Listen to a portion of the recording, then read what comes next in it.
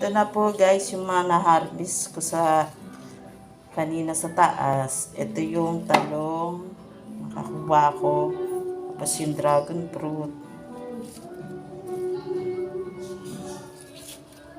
Kangkong. Kumuha rin ako ng konting dahon ng kamote. Tapos nakakuha rin pala ako ng 3 pirasong ternate flowers. Ito pa yung ano ko. Ayan. Ito na yung kangkong ko. Bukas ko na siya itatanim. Kasi maulan dito eh. Maulan sa Pilipinas dahil sa bagyo.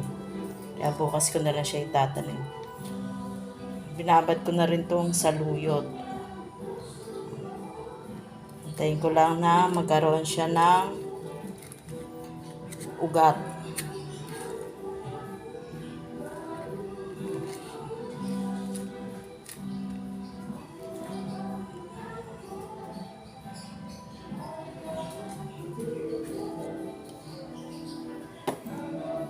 Nakakatuwa lang pag talagang may tanim ka, talagang makakakuha ka ng harvest mo.